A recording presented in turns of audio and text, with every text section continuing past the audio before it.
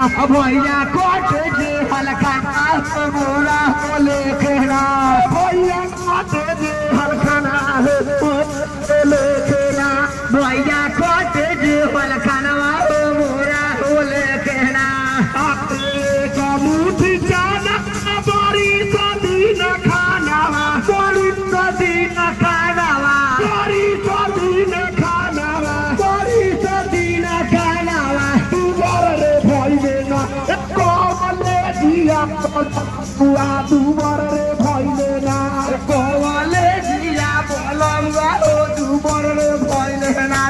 कोवले जिया बोलमुआ तू बड़े भइले ना कोवले जिया बोलमुआ ओ तू बड़े भइले ना चलो बोलो हेलो हेलो जिया बोलो तू बड़े भइले ना कोवले जिया बुआ तू बड़े भइले ना कोवले जिया बोलमुआ ओ तू बड़े भइले ना अरे सासू जी से तू तोरी दिन बैठे तू गइया हेलो बैठे तू गइया चलिए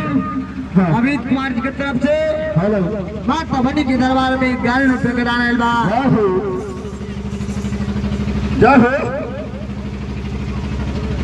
हेलो श्री परशुराम जी की तरफ से माता बनी के दरबार में 20 रुपये का दान एल्बा जय हो माता बनी हेलो दान देने भाग के बारी फुलवारी कल्याण हर सुंदर काम के पूर्ति करो जाए जबर दान देने भाग की उनके माता की माता बनी सती की श्रोता समाज की सासू जी से चुप डोरी किन बैठे बोइया किन बैठे नु बोइया किन बैठे नु बोइया किन बैठे नु बोइया सिरले बोइया कोले दिया बोलमुआ के सिरले बोइया कोले दिया बोलमुआ के सिरले बोइया अनती गना भजनिया के सिरले बोइया कोले दिया बोलमुआ के सिरले बोइया कोले दिया बोलमुआ के सिरले बोना कोले दिया बोलमुआ के संजय जी की तरफ से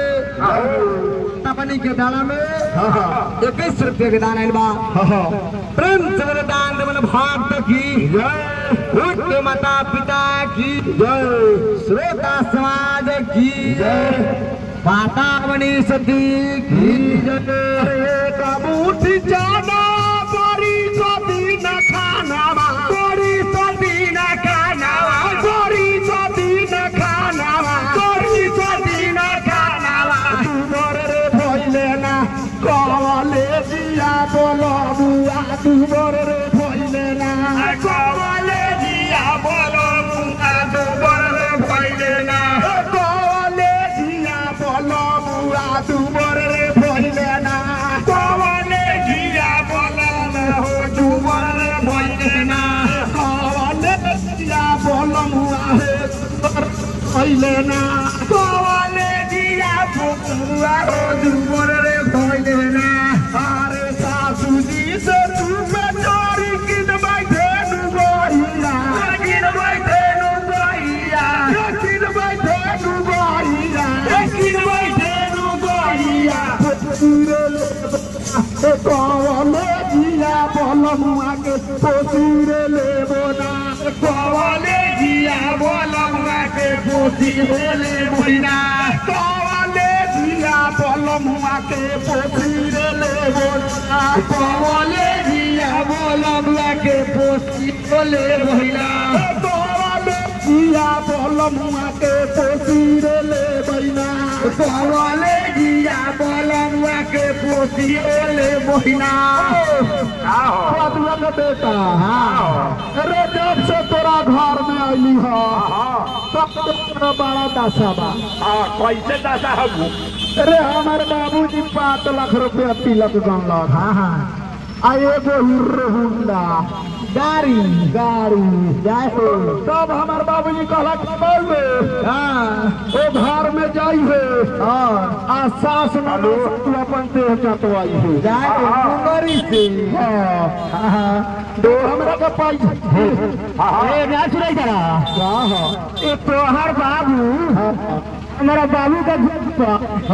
भाड़ा भाग गिरे जा हमारा बाबू से रहुआ कॉलेज शादी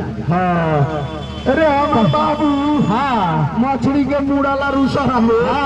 तो तोहर बाबू लेके आए 9 किलो धून वाला चूड़ा खाई ली ऐसा मरद से शादी हुई पागला का बेटा तोहर बाप